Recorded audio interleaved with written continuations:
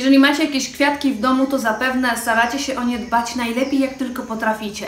Często bywa tak, że mamy zbyt ciężką rękę przy podlewaniu, bo staramy się zapewnić roślinie odpowiednią ilość wody, a okazuje się, że dostarczamy jej zbyt wiele. Rośliny zaczynają żółknąć, żółkną ich liście, brązowieją końcówki, czasami na liściach pojawiają się brązowe, niezbyt ciekawe plamy, łodygi brązowieją, a liście z całej rośliny zaczynają opadać w zastraszającym tempie, to znaczy, że przelaliśmy roślinę. Ale jest na to sposób, jak spróbować uratować taką przelaną roślinę, o czym opowiem Wam w tym odcinku. W trakcie tego filmu w prawym górnym rogu będą rozwijały Wam się propozycje, linki do różnych odcinków, które Wam proponuję jako uzupełnienie tego filmu. Nie musicie w nie od razu klikać, jak obejrzycie film do końca. Wtedy w górnym prawym rogu pojawi się okrągła ikona. Jak ją klikniecie, rozwinie Wam się cała lista proponowanych filmów w tym odcinku.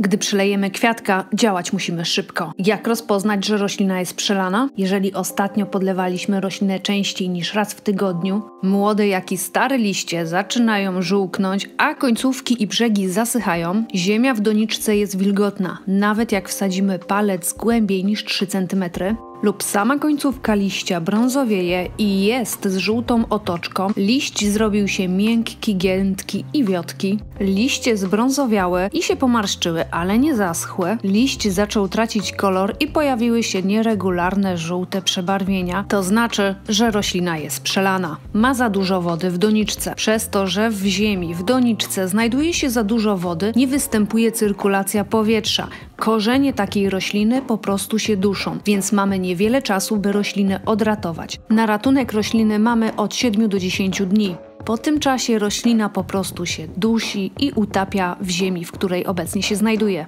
Pierwsze, co musimy zrobić, by odratować roślinę, to przestawić ją w ciemniejsze miejsce niż stała dotychczas. Nadmiar słońca zaszkodzi jej, ponieważ, by przeprowadzić prawidłowo proces fotosyntezy, roślina potrzebuje składników odżywczych, które są pobierane przez korzenie, a korzenie są zalane w wodzie i poza tym nie oddychają, więc w ten sposób, stawiając roślinę na słońcu, tylko jej zaszkodzimy.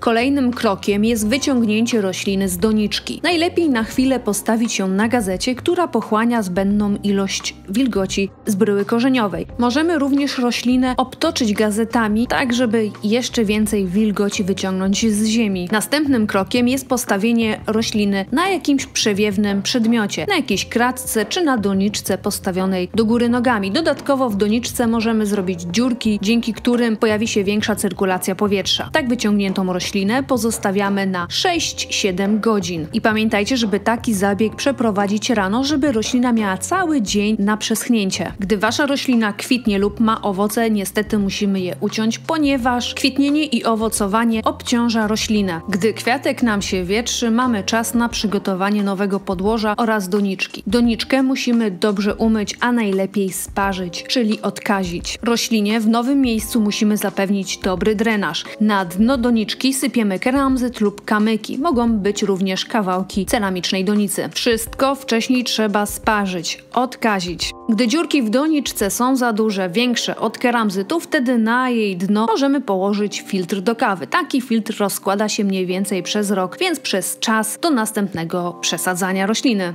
Roślinę przesadzamy w nową ziemię. Jeżeli takiej nie mamy, to by temu zaradzić, ziemię, którą posiadamy, możemy wypiec w piekarniku. Robimy to przez około 24 godziny w temperaturze około 100 stopni. Zanim napełnimy doniczkę ziemią, musimy zapewnić jej odpowiednią strukturę, żeby kumulowała odpowiednią ilość wody, ale również zapewniała cyrkulację powietrza. Dlatego najlepiej dodać perlit oraz odrobinę piachu. Dzięki temu, gdy dobrze wymieszamy ziemię z perlitem i z piaskiem, ziemia będzie lekka, przewiewna i będą mniejsze szanse na to, że w przyszłości ponownie uda nam się przelać roślinę. Gdy mamy już przygotowane podłoże, czas zabrać się za roślinę. Jej bryłę korzeniową rozplątujemy bardzo delikatnie. Staramy się otrząsnąć korzenie z ziemi, w której obecnie się znajduje. Uwaga, róbcie to bardzo delikatnie, by nie uszkodzić zdrowych korzeni. Z bryły korzeniowej pozbywamy się wszystkich martwych cząstek, które mogą być ogniskiem zapalnym różnych chorób grzybowych. Przeglądamy dobrze system korzeniowy, robimy to delikatnie i wycinamy sterylnym narzędziem wszystkie gnijące korzenie oraz części rośliny.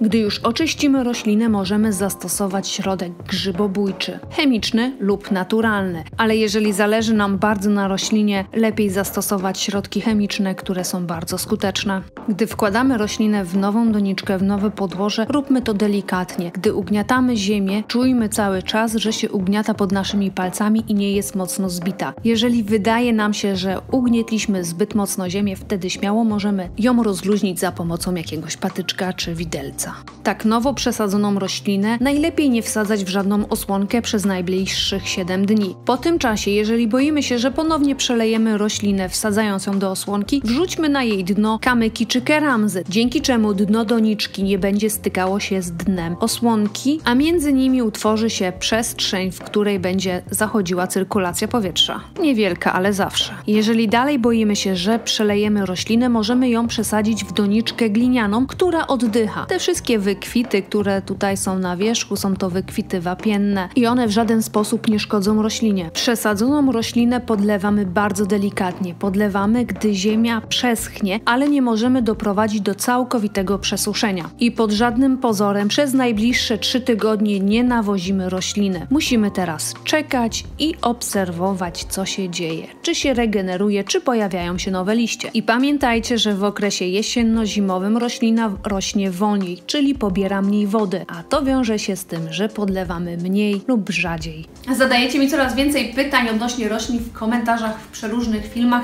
Ja zaczynam się w tym wszystkim gubić, ale jest na to rada. Zachęcam Was do odwiedzenia mojego profilu na Instagramie. Tutaj macie nazwę. Możecie wtedy mi śmiało wysyłać zdjęcia Waszych roślin, dzięki czemu łatwiej będzie mi zdiagnozować, co się dzieje i jak temu zaradzić. Więc Was zachęcam i odsyłam w to miejsce.